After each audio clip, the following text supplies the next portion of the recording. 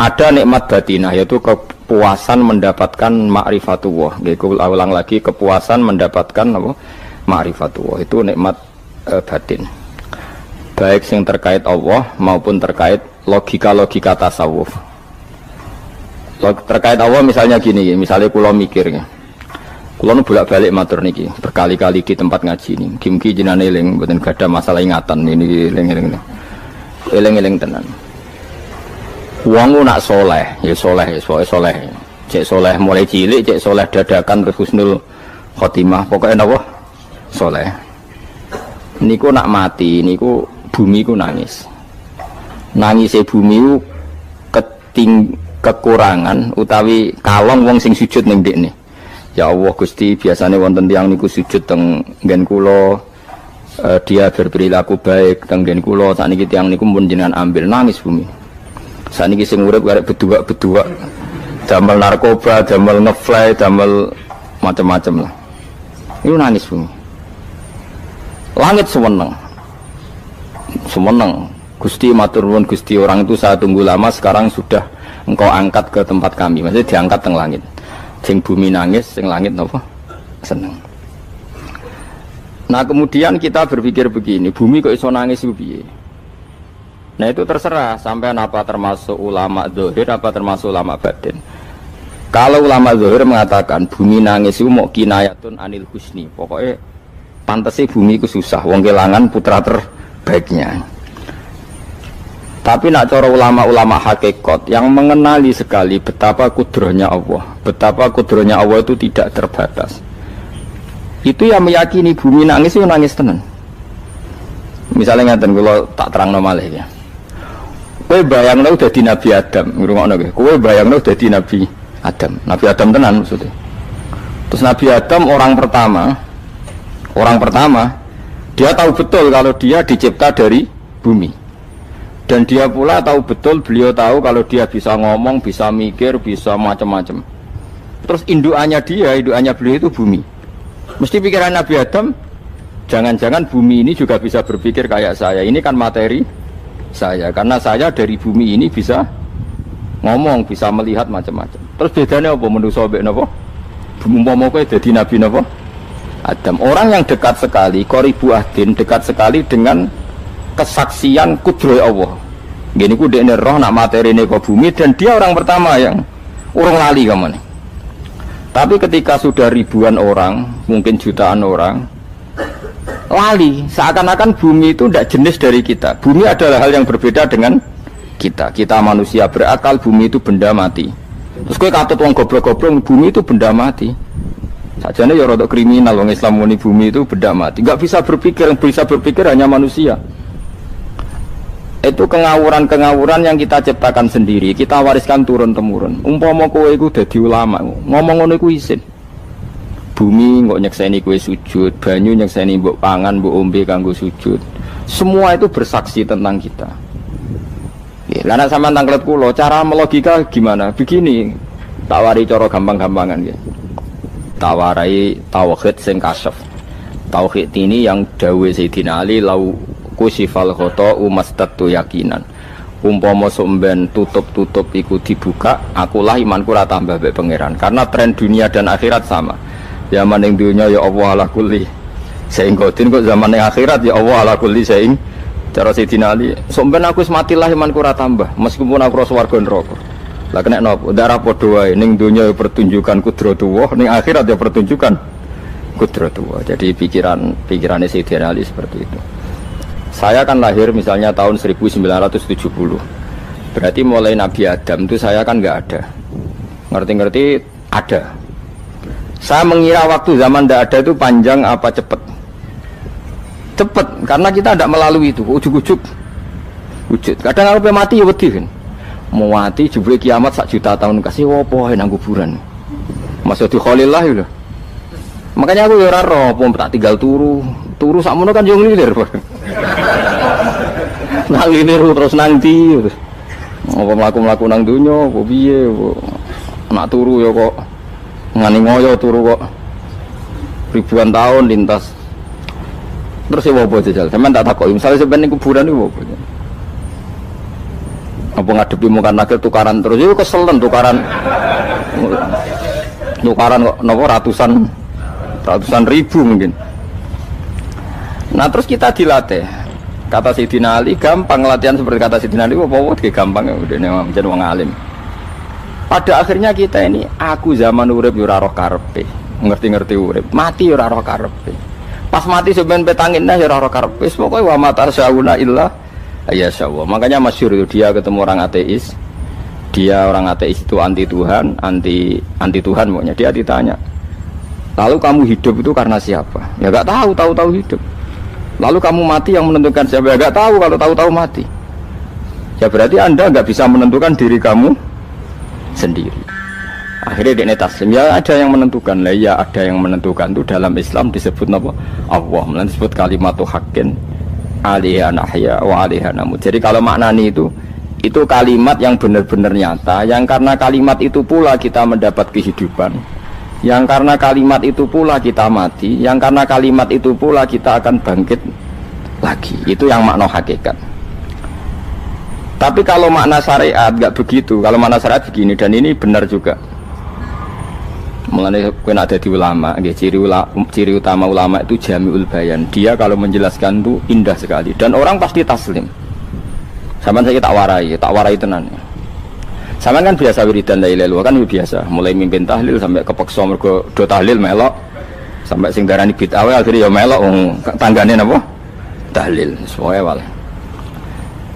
Kata Ibnul Qayyim Al-Jauziyah dalam kitab Zadul Ma'ad. Kitab Zadul Ma'ad itu kitab kesayangannya Sayyid Abdul Al-Haddad. Sayyid Abdul Al-Haddad itu pengarang kitab Zadul Ma'ad. Padahal kitab ini dikarang oleh muridnya Ibnu Taimiyah. Abdul Al-Haddad itu gak seneng Ibnu Taimiyah tapi seneng muridnya. Jadi di sini ulama ya demokratis. Gak seneng gurunya tapi seneng. Saja nih Ibnu Taimiyah itu orang baik. Ya ulama top ya baik, ya waras top. Tapi ngerti-ngerti Wahabi itu identik dengan Ibnu Taimiyah. Akhirnya ulama ahli sunnah penyebut itu terus izin.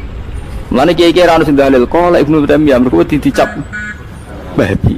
Padahal Ibnu Taimiyah wong alim. Di kitab-kitab kita termasuk Syekh Muhammad piyambak nanya Ibnu Taimiyah kala Syekhul Islam napa kala. Tapi kan ini sudah milik Wahabi sehingga kita ini terus akhirnya gak gelem nyebut. Ya jadi kitab koyo dalil fastabiqul khairat iki apa par iki dadi dalil yo dhewe-dhewe. Wah parah tenan wong-wong. Dulu saya melihat orang enggak kunut itu ya biasa. Mergo saya sebagai wong alim ngerti iku mazhabe Abu Hanifah. Saiki nek ora kunut Muhammadiyah. Kita ini sebetulnya ahlul ilmi enggak tahu kunut itu mazhabnya siapa kita. Itu mazhabnya Abu Hanifah, yang kunut mazhab Syafi'i. Tapi tahu-tahu iki mazhab NU, iki mazhab Muhammad. Mana ada orang-orang ini bisa punya mazhab? Ngalime sepiro nganti dadi nopo? Mazhab. Tapi wis dadi bahasa, wis dadi nopo? Sewajo kabeh jane. Mas repot-repot. Tak warai iki. Sampeyan ben nglafadzno la ilaha illallah iku keren iki. Keren tenan mboten keren-keren. Ngendikane Ibnu Qayyim Al-Jauziyah itu gini. Min asliha khuliqatil jannah wa min asliha khuliqatin nar. Terus wa min asliha khuliqatid dunya wa min asliha bu'isatir rasul wa min asliha qatalar rasul. Wah, terus sampai sekarang saya tak bedai. Surga itu kan digawe kelas VIP mewah. Terus jari rugane widadari dulu kan nak mini sebut kira 70 wayu kabeh ora ono sing kriting wayu kabeh terus gak tahu delok wong liya kadang bojo kita wis elek sik delok oh ya widadari sifatnya maksuratun fil khiyam jadi gak tahu keluyuran ning ndi wayu kabeh lek surga yang semewah itu selek itu ya bagi mereka sing nglafatno atau yang menerima la ilaha illallah. Neraka sekarang dibikin dalam itu. Jadi Abu Hurairah neraka itu tes-tesane benda kamu jatuhkan ke neraka itu untuk santai ke bawah itu nunggu 70 tahun. Kila 70.000 tahun. Dikena HP mu mbok ceblokno neraka itu cebloke ngenteni 70 tahun. Betapa dalamnya. Ngentekno bego piro ya bayang misalnya. Oh itu kontraktor mana saja tidak sanggup itu disuruh ngeduk kedalaman neraka. Iku ya mau kanggo wong sing menolak la ilaha illallah. Jadi kalimat ini luar biasa. Swarga digawe bagi yang nerima, neraka digawe ya untuk yang menolak. Itu kalimat sing kena tahlilan turu iku lho. Iku kalimat sing nggo alasan Allah gawe swarga. Terus kalimat sing suwe-suwe sing lafadzno diarani bid'ah iku. Itu kalimat sesakral ini nasibnya akhir zaman itu entek. Gara-gara dilafadzno tahlilan tersangka jadi apa? Beda. Dulu kalimat yang dipuja-puja penyebab surga dan neraka. Saiki kalimat itu tersangka. Mau perkara napa? Beda. Wis ki aja melok-melok, kowe debat ya ora iso makili aku sebarno iso. Kok kowe terusno dalan tok. Dah. Berarti la ilaha illallah itu kalimat yang surga dibikin karena itu, neraka dibikin ya karena itu. Kemudian Allah punya sunnah, lalu butuh pelatihan. Dikasihlah Allah gawe bumi. Piye manusia butuh latihan, dibikinlah bumi. Dan dia latihan ikrar la ilaha illallah dengan sadar, dibikinlah bumi, liyabluwakum terus dites. Wes digawe bumi, ono makanan, ono minuman, ono wong wayah, ono pegatan macam-macam, wong diutang sembulet macam-macam. Gue ngetes, eling la ilaha illallah apa eling utangi, eling la ilaha illallah apa eling kasuse, pokoknya dites. Karena nggak fair kalau Allah bikin itu kemudian nggak dites, dibikinlah darul imtihan. Dunia itu bahasa Arabnya darul imtihan, tempat tes-tesan. Imtihan mana apa? Tes, liyabluwakum, diuji. Wes diuji kita hidup. Artinya kita dihidupkannya pun oleh Allah demi tes-tesan la ilaha, itu disebut kalimatu haqqin alaiha. Nah ya sebenarnya kita hidup pun ini untuk dites. Pada akhirnya la ilaha illallah apa enggak? Paham ya? Terus dites. Allah itu juga secara hukum itu kan nggak fair, dites kok nggak punya pemandu, dibikinlah rusul, diutuslah para rusul untuk pemandu. Tes itu kan butuh seru, mak pemandu tok orang ono musuhnya kan nggak seru, dibikinlah setan. Saat ini sebagian kita sudah setan tapi ini ben seru. Lo ndak setan kan minal jinnati wana, rumangsamu setan usopo, baik setan minal jinnati. Nah, jadi kena muni auzubillahi minasyaitonir rajim, terjemahannya berlindung Allah dari saya sendiri ya Allah itu. Lu itu kalau ulama dulu biasa auzubillahi min syururi anfusina wa min sayyiati a'malina. Sebenarnya kita berlindung hanya dari setan yang jauh, iblis enggak. Ya setan diri kamu sendiri, min syururi anfusina, dari kejelekan diri kita. Ngomongnya do wujud, soalnya setan tuh makhluk gaib sing piye. Lah kowe iku sapa? Nganti kowe maksiat terus mergo akrab klop roh mbek setan klop mulai terus maksiat.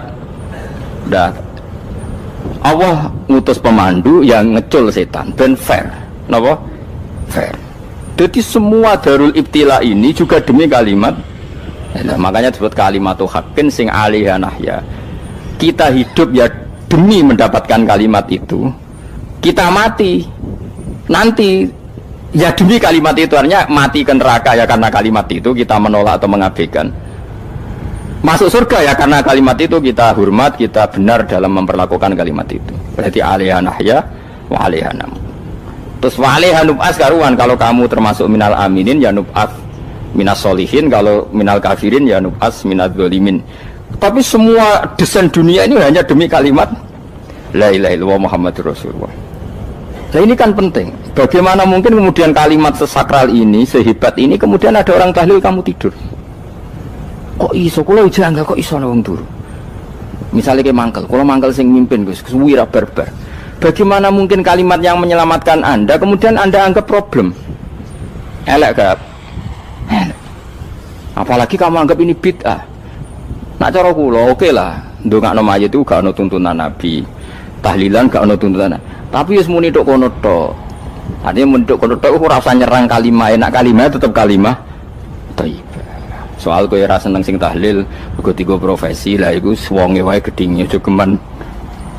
Ya saya misalnya, saya kadang enggak cocok sama mubalek karena kadang profesi. Tapi saya tidak pernah anti pengajian bagaimana pun membawa syiar Islam. Tapi kalau mubalek kadang ora seneng, kadang takon entuk piro. Bareng sangoni sithik, kok sumpah mek transportasi ini. Lah ngono kok mbok senengi ku piye? Tapi kita terus gedeng keliru, aku sungguh siar Islam. Mana ada pengajian didengar orang banyak tanpa mubalek? Gak iso. Ini iso melepukno barang-barang ra penting jadi penting iso. Lah cara guruku teng sareng, yang apa melepuk nganggo panggung barang perkara. Tapi kadang ya benar. Yang namanya mudin mubalek ya itu bisa benar bisa salah. Tapi kamu gak boleh gedeng kalimatnya. Piye kalimat itu kalimat hak. Nah, ini penting kalau utarakan sehingga zaman Nabi Sugeng ini rungokno tenan ngaji kula. Zaman Nabi Sugeng ada sahabat Namanya itu Usamah bin Zaid. Ini sahabat kesayangannya Nabi, Hibbu Rasulillah. Usama itu diutus Nabi perang. Ini dengerin nih, diutus perang. Pas perang itu si kafir tadi menggal temannya. Ada yang tangannya putus, kakinya putus. Wah, seorang kafir ini sudah luar biasa. Bacok sana, bacok sini. Ketika terdesak oleh pasukan Usama, kebetulan Usama ini cakap ya, sama beberapa temannya orang Ansor. Orang kafir yang sudah Koto'a arjulana wa koto'a aidiana, dia pas terdesak bilang la ilaha illallah. Terus sama Usama tetap ditusuk, dibunuh karena dia berpikir ini qolaha muta'awwidzan, dia melafadzkan kalimat itu hanya berlindung dari pembunuhan. Setelah dilaporkan Nabi itu marah besar. Nabi ngendikan kaifa anta ya Usama bila ilaha illallah idza ja'at bika yaumal qiyamah. Kowe nak ditakoki la ilaha illallah ku piye? Piye-piye wis ngomong la ilaha illallah, tapi sampai ngomong ngoten sausé ngethoki tangan kula, maksudnya tangan kula tangan kelompok saya, tiga-tiga saya. Nabi tetap jawab kaifa bila ilaha illallah idza ja'at bika yaumal qiyamah. Pokoknya Nabi menyoal terus.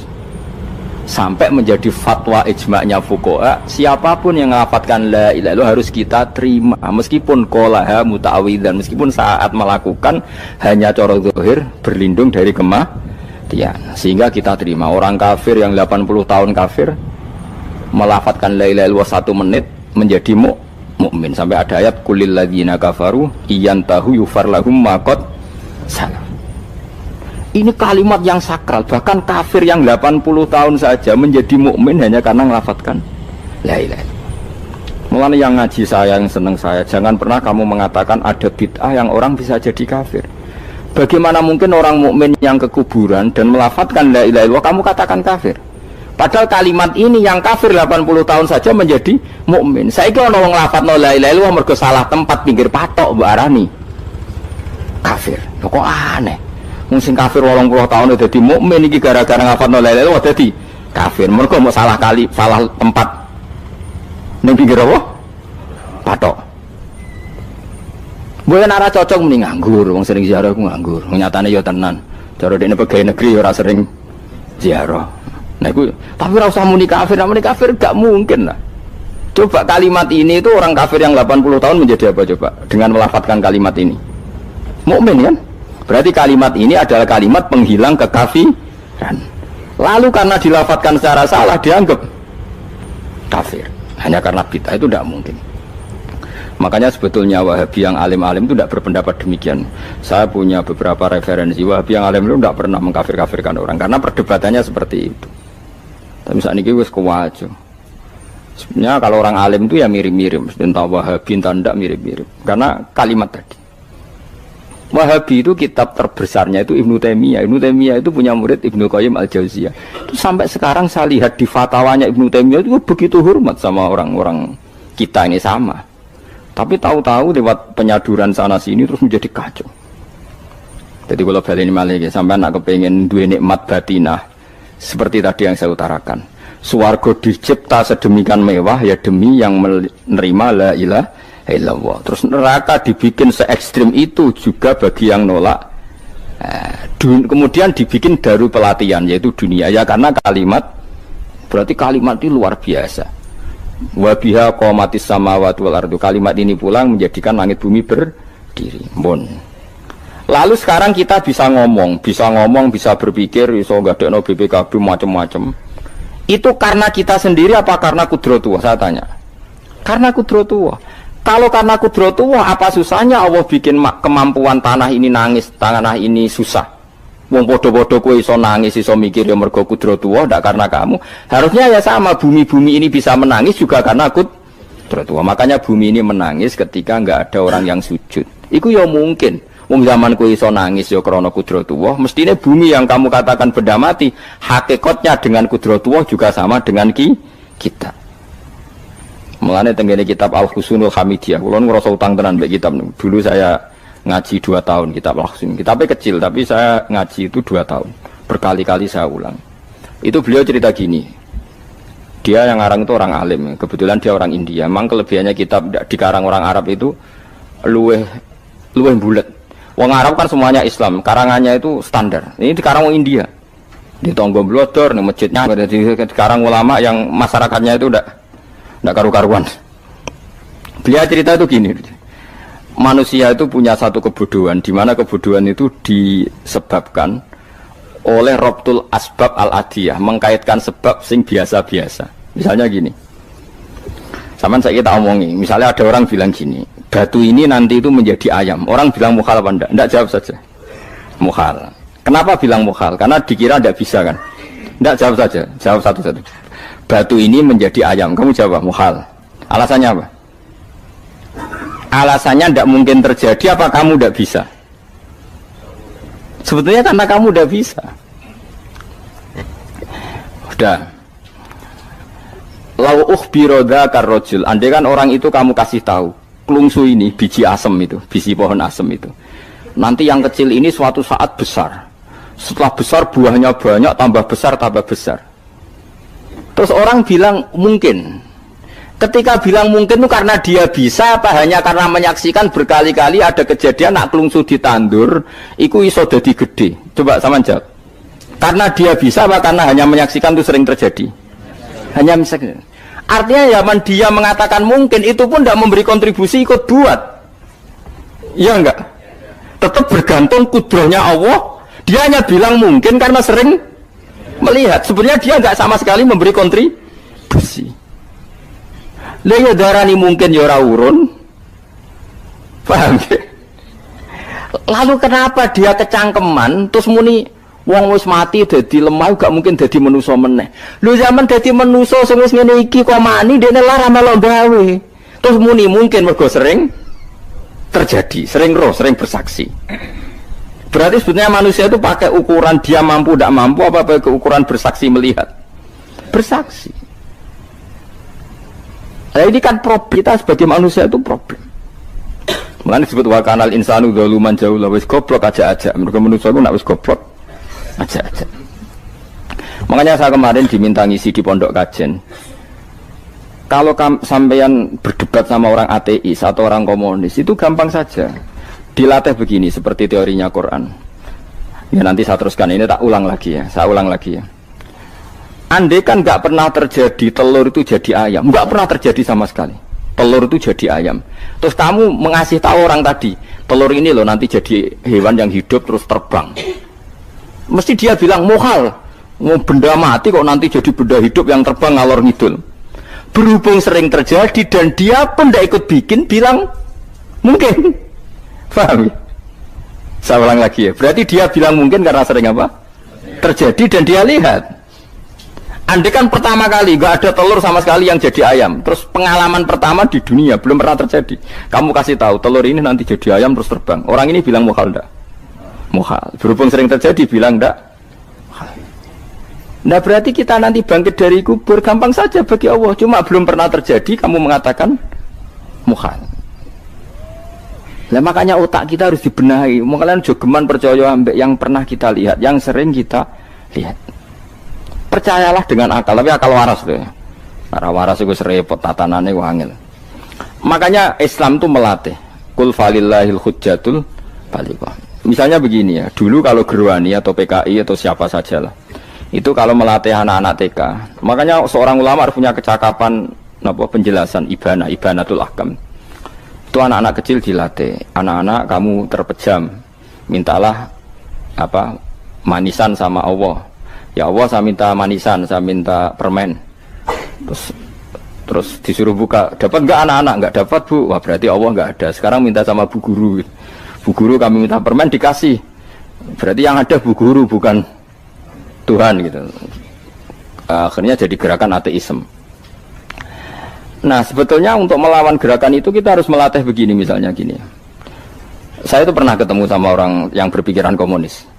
Oh komunis juga. Dia nantang saya gini, Pak, pokoknya saya tidak bisa nerima konsep Tuhan sebelum Anda bisa menjelaskan kenapa ada Tuhan. Jadi, bocah kok elek ini. Nah, aku ngerti aja, sak cerdas ini tetap cerdas aku yakin tetap cerdas aku. Rasanya selain raine seram meyakinkan, tapi pikir tetap cerdas. Kulo itu kan wong Quran gitu, artinya punya pikiran panjang. Mungkin di antara orang Islam kita ini tidak punya kecakapan menjelaskan. Tapi kalau orang sering baca Quran, apalagi dia ngaji tafsir ya, yang waras, maksudnya waras lah. Terus rapati seneng duit, barang ini penting. Kalau seneng duit, wis mari goblok. Yakin ulama seneng duit, mari goblok, tak jamin. Umpama alim wis kelas B, kelas C gak bisa, tahqiq gak bisa. Kalau tahu dikandani konco kulo riyen ambek jenengan udah saya kaca akeh. Lah kena apa? Cok seneng duit kok. Duit itu masalah bagi ulama. Orang duit lebih masalah kan ya. Maksudnya rasa seneng tapi ojo terus gak duit. Sekarang saya tanya, Quran itu melatih kita gini. Quran itu sederhana kalau ngelatih tauhid. Tapi orang pasti ingat.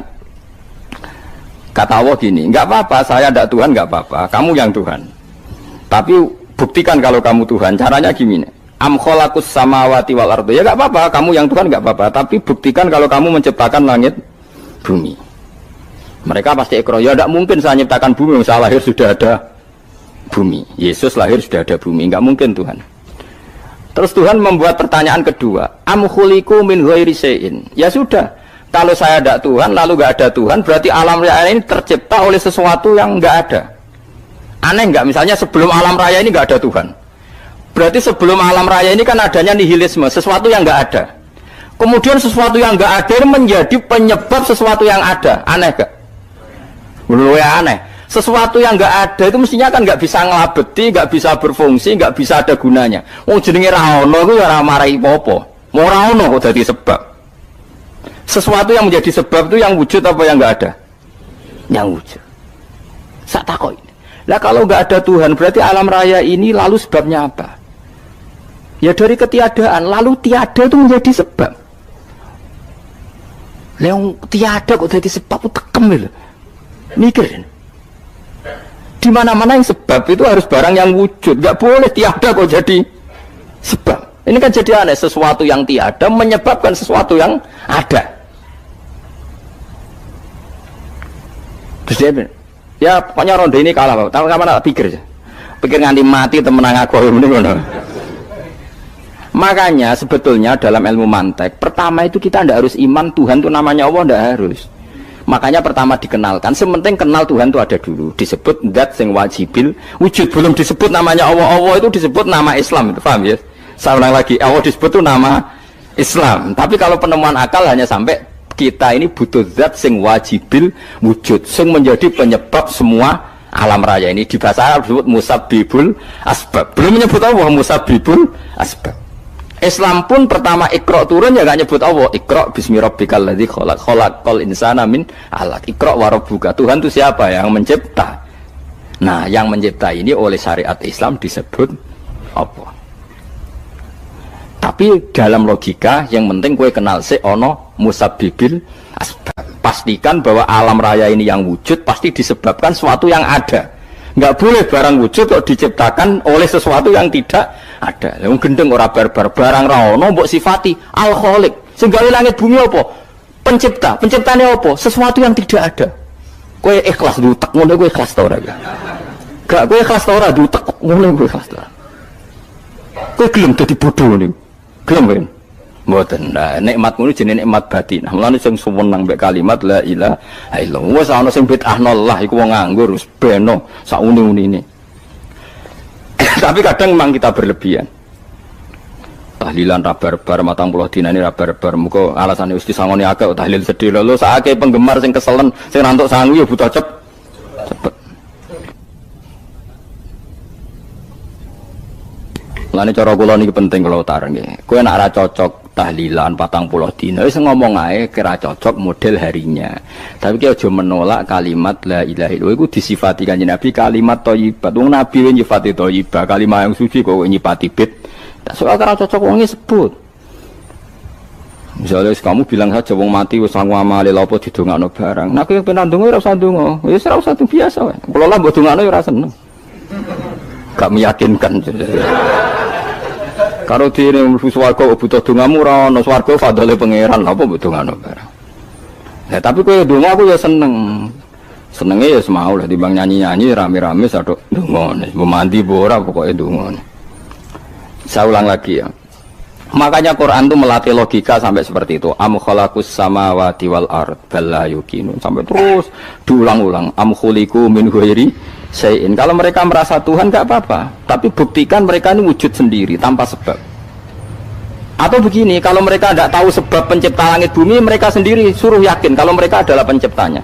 Amhumul khaliqun, nggak apa-apa. Ya tapi masih Abu Jahal gendeng lah, masih Abu Lahab ngawur lah, nak takoi. Ya wes pangeran kowe ke sing gawe langit bumi. Penggemarnya saja pasti tertawa. Masa Abu Lahab darani pencipta langit bumi, wong lahir ning bumi. Tapi Quran oleh nggo jawab am khalaqus samawati wal ardo. Apakah mereka menciptakan langit bumi? Bala yuqinun, mereka pun tidak pernah yakin. Jadi itu pangeran. Makanya di mana-mana orang alim itu suka debat. Karena pangeran sendiri kalau menjelaskan kebenaran seringnya juga nantang debat. Kata Allah, Qul ara'aytum ma tad'una min dunillah aruni madza khalaqu minal ardi am lahum syirkun fis samawat. Enggak apa-apa mereka Tuhan kata Allah, tapi buktikan zaman langit diciptakan mereka memberi kontribusi apa? Apa urun bego, apa urun cagak, apa piye lah pas aku gawe langit iku dekne urun apa jare am lahum syirkun fis samawat. Misale urun apa lah? Urun tol ta urun apa lah. Itu pangeran. Mereka kan pasti menjawab enggak. Terus itu nih di kitab bimbing qobliyada. Kalau kamu nggak percaya Quran sebagai kitab, nggak apa-apa. Tapi buktikan kamu punya kitab tandingan. Nggak, mereka nggak punya juga. Atau gini, nggak usah Quran, nggak usah sakralan. Au atharotim min ilmin, atau kajian ilmiah yang membuktikan bahwa Yesus itu Tuhan, atau yang membuktikan bahwa berhala itu Tuhan. In kuntum shodiqin, nggak apa-apa kalau kamu benar buktikan. Nah itu makanya semua Nabi itu punya kecerdasan. Karena tadi Nabi kadung nantang itu nih di kitab bimbing qobliyada au atharatim min ilmin in kuntum shodiqin. Tapi sekarang orang alim soleh itu jarang. Yang ngono anggere wong soleh rapati ngalim, anggere sing alim biasanya rapati soleh. Lah kula itu masuk rontok-rontok ya isih rontok soleh ya rontok, tapi lumayan masih menjaga hujjatullah tadi. Sebab itu ulama dulu mengajarkan Allah itu siapa? Disifati zat sing wajibil wujud. Karena alam ini kadung ada. Kalau alam ini kadung ada, pasti penyebabnya sesuatu yang wujud. Tapi kalau wujudnya mungkin, bahaya. Wong sing gawe wae wujude terima mungkin, bisa wujud bisa tidak. Makanya dipermanenkan yang gawe alam ini zat sing wajibil wujud. Sing wujudnya wajib. Wajib itu enggak bisa enggak, pasti wujud. Nah terus kita kenal itu namanya khaliq, itu musabbibil asbab, itu khaliqul asya. Lalu oleh Islam zat yang demikian itu disebut Allah. Terus jadi la ilaha illallah. Nah orang yang bertauhid gini tentu punya kenikmatan batin yang luar biasa.